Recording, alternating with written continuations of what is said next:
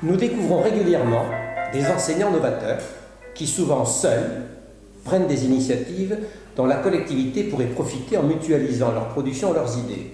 Le web le permet vraiment. Le pire, c'est que ces professeurs sont souvent inconnus de l'institution. Nous avons ainsi découvert Sophie Guichard, professeure de mathématiques au lycée Édouard Branly de Lyon, qui a produit plusieurs milliers de vidéos de cours de mathématiques gratuits d'excellente qualité en ligne. Et pourtant, certains s'émerveillent des vidéos américaines de la Khan Academy, maintenant produites en français. Alors, problème de communication, de gestion de ressources humaines ou simplement méconnaissance, voire mésestime de nos richesses nationales? Écoutez, moi je trouve qu'il y a une logique dans tout ça. Salman Khan, il a exactement débuté comme elle.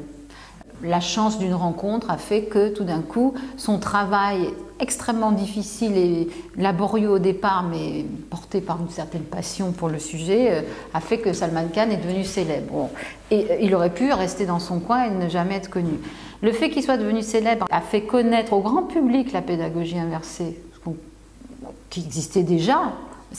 Les États-Unis n'ont pas inventé la pédagogie inversée. En France, à beaucoup d'endroits, des professeurs depuis longtemps utilisent dans leur classe des vidéos, des enregistrements, des documents préparés à l'avance dont les élèves prennent connaissance avant le cours et en cours, on y travaille ensemble, on pose des questions, on s'approprie ensemble un certain nombre de choses et on améliore sa production en classe.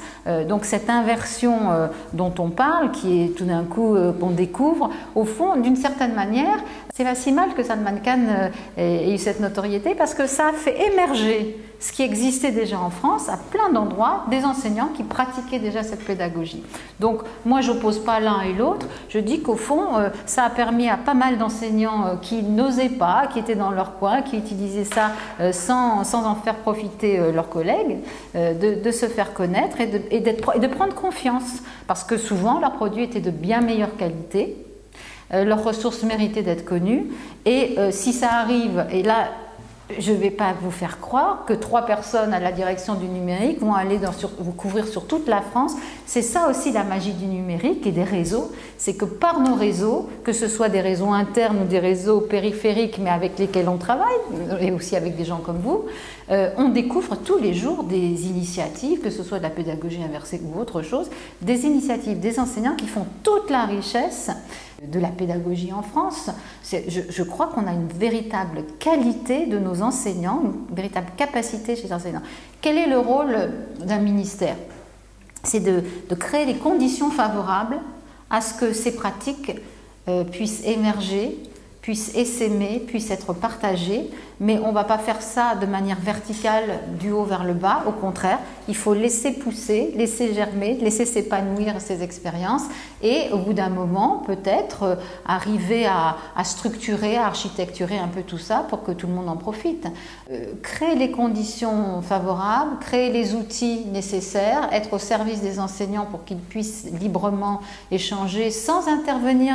Parce que vous savez, il y a toujours une chose qui est très étrange, c'est qu'on nous demande pendant des années de donner un peu plus d'importance au sujet du numérique. Et puis le jour où on crée une direction, certains disent « Ah, ça y est, c'est l'administration qui a repris en main. » Non, il ne faut pas qu'une logique tue l'autre. C'est-à-dire oui, il y a une logique administrative, et quand on n'organise pas au niveau de l'administration une mise en valeur de certains sujets, rien ne se passe, ou en tout cas tout stagne. Et le jour où on crée une direction qui a pour objectif essentiel précisément d'accompagner ce mouvement du système éducatif, on la soupçonne de tuer, de stériliser les initiatives. Donc moi, je suis plutôt confiante, je suis ravie tous les jours quand on découvre des nouvelles initiatives, et je pense qu'il faut vraiment mettre en place, mais dans un niveau de proximité, dans les académies, ce que je vous ai expliqué tout à l'heure, c'est-à-dire des conditions d'essaimage de ces pratiques. C'est vrai parfois quand on dit comment on va faire pour avoir un plan massif de formation si demain on déployait les tablettes dans tous les établissements. Comment on va faire? Il faut compter sur les enseignants. Il y a des tas de choses qui se font déjà. Repérons-les, encourageons-les, soutenons-les, faisons en sorte qu'elles puissent profiter dans leur entourage à l'ensemble des professeurs, et je vous assure que le problème de la formation sera en grande partie résolu, hein, même s'il faut aussi bien sûr prévoir des formations plus lourdes au niveau de l'université. Mais pour moi, c'est l'espoir de notre sujet, hein, du numérique éducatif, que de pouvoir s'appuyer sur ces initiatives des enseignants et les valoriser.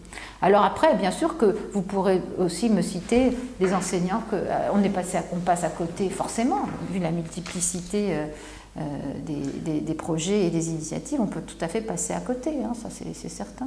Vous utilisez un mot, et en fait on le retrouve à plusieurs niveaux, ce mot de confiance.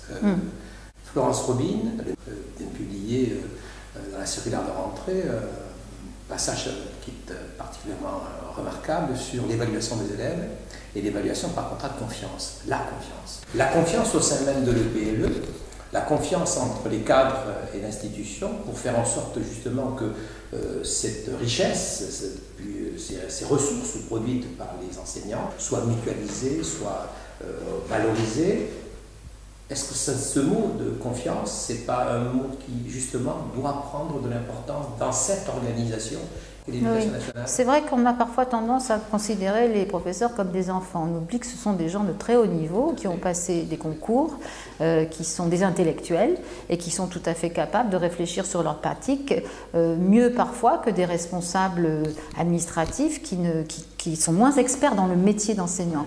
Donc avant de se dire comment on va faire des formations pour tous les enseignants, pour tous les cadres, appuyons-nous sur ces enseignants pour nous montrer dans quel sens il vaut mieux aller, pour voir comment, où il y a des résultats, où les choses ont avancé et progressé. Appuyons-nous sur ces enseignants pour organiser les formations au niveau national ou académique. Moi, c'est vraiment ça, c'est vraiment à ça que je pense, c'est que peut-être par mon métier, peut-être parce que je viens moi-même d'un enseignement, je suis toujours surprise qu'on dise il faut absolument les former, leur apprendre à faire. Non, ils savent déjà, mais il faut les aider, les appuyer et en quelque sorte faire émerger leur talent, leur savoir-faire, leur expérience. Vous avez donc une feuille de route pour l'année, vous l'avez préparée, je suppose qu'elle est en train de se dérouler. Est-ce que vos objectifs, oui, vous les voyez à l'horizon de l'année scolaire au moins? Une feuille de route, bon, on a ce grand projet dont le président a parlé. On ne connaît pas encore les modalités, donc on va attendre. Ce que je peux vous dire, c'est que la direction numérique fera tout pour qu'on ne dissocie pas les questions d'équipement et les questions d'usage pédagogique. Ça, il faut vraiment partir des pratiques et des besoins des élèves pour que le plan numérique que le gouvernement veut mettre en place soit vraiment au service des besoins des élèves. Que ce ne soit pas un énième plan d'équipement, ça on l'a soutenu depuis le début et le président d'ailleurs l'a dit, donc j'espère que les choses vont se réaliser.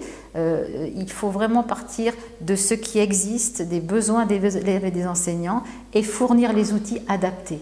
Donc quel que soit le plan, il faut que le cadre de référence, les spécifications pour les outils dont on a besoin soient formulées et mis en place par l'Éducation nationale pour que ça se fasse vraiment au service de la réussite des élèves et qu'on ne soit pas simplement dans une attitude de suivre le mouvement international. Non, il faut qu'on crée nos propres outils et qu'on assume nos responsabilités.